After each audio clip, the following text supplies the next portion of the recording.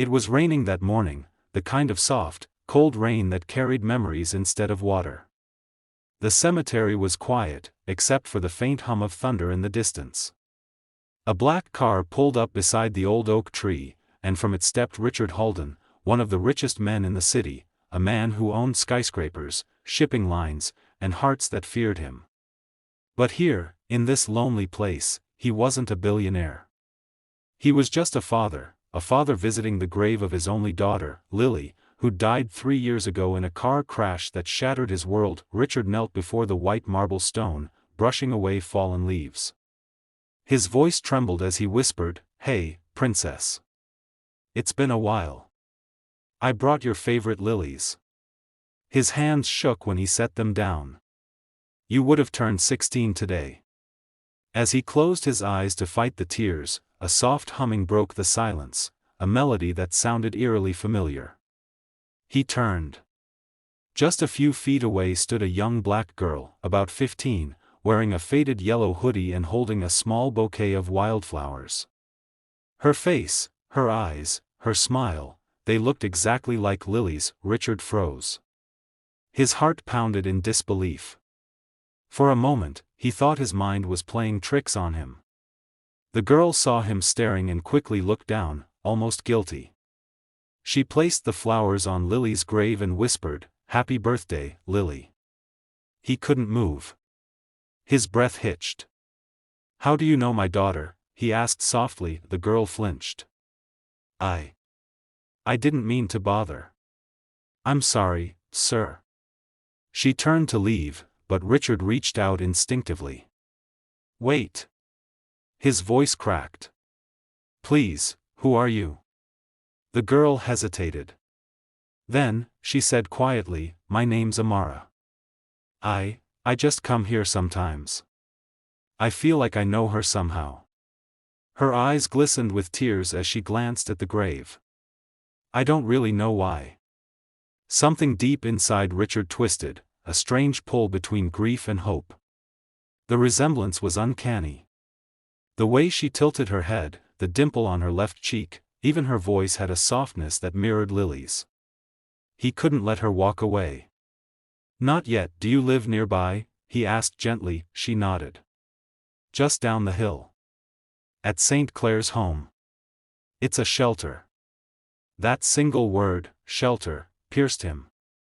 This girl, who looked like his daughter, lived in a place for the homeless. "Would it be all right if I walked you back?" Richard asked, unsure why he even said it. Amara looked wary but finally nodded. Together, they walked under the drizzle, silence stretching between them. When they reached the old brick building of St. Clair's, Richard saw children peering through cracked windows, women wrapped in blankets, and volunteers serving soup. Amara waved shyly. "Thanks for walking me, Mr. Halden," he said quietly. "Richard Halden." Her eyes widened slightly. Everyone knew that name, the billionaire who built half the city. "Oh," she whispered, "you're him." Richard smiled faintly. "Just a man today, Amara." He hesitated before adding, "May I visit again? Maybe bring you lunch tomorrow?" She nodded, a faint, uncertain smile tugging at her lips. "I'd like that." That night, Richard couldn't sleep. He stared at the old photo of Lily, her laughter frozen in time, and then at the memory of Amara's face. The resemblance haunted him. What if this wasn't coincidence? What if life was trying to tell him something? The next day, he returned to the shelter. Amara greeted him with that same gentle smile, and soon they began meeting regularly. She told him about her life, growing up in foster care, never knowing her real parents, and her dreams of becoming an artist. Richard found himself drawn to her more each day. She reminded him of everything he'd lost, the kindness, the spark, the laughter. Weeks passed. He began funding meals for the shelter anonymously, bringing art supplies for Amara, and finding excuses to visit. But the more he learned about her, the more the questions grew. Who were her parents? Why did she feel connected to Lily's grave?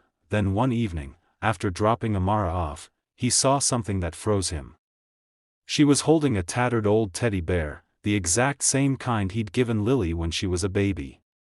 He'd had it custom-made, only two in existence, one for Lily, and one that had been lost years ago in a hospital mix-up when Lily was just a few weeks old. He approached the shelter manager, Mrs. Carson, and gently asked about Amara's records.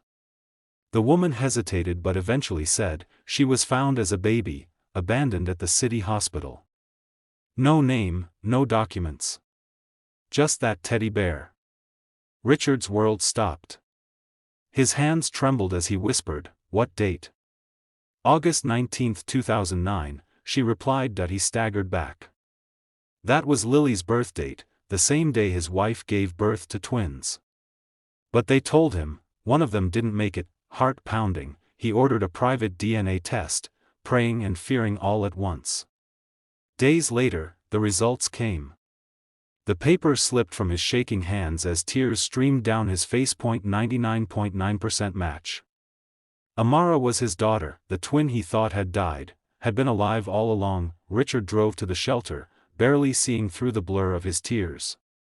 He found Amara painting a mural of a little girl holding a balloon that reached toward the sky.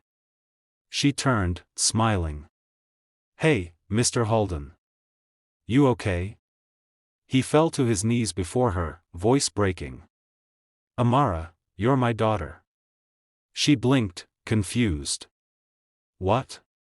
He handed her the paper, his breath shaking. "They told me one of my twins died that night. But it wasn't true.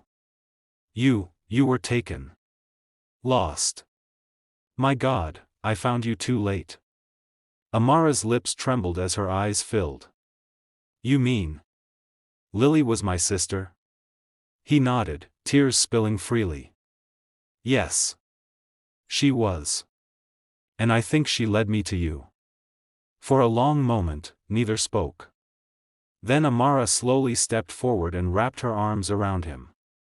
"I always felt like I was missing someone," she whispered. "Maybe it was you." Richard held her tightly, sobbing into her shoulder, all the years of pain melting into one moment of healing. The cemetery, the loss, the silence, all of it had led to this. Weeks later, Amara stood beside him at Lily's grave again, but this time, she wasn't just a stranger. She was family. Richard placed a new stone beside Lily's, engraved with the words, "For every loss, love leaves a path home." As the sun broke through the clouds, Amara whispered, "Happy birthday, Lily. Thank you for helping Dad find me." And Richard finally smiled through tears, because for the first time in years, he wasn't alone. He'd lost one daughter, but through her, he'd found another. And in that bittersweet miracle, he finally understood that love never dies, it just waits to be found again.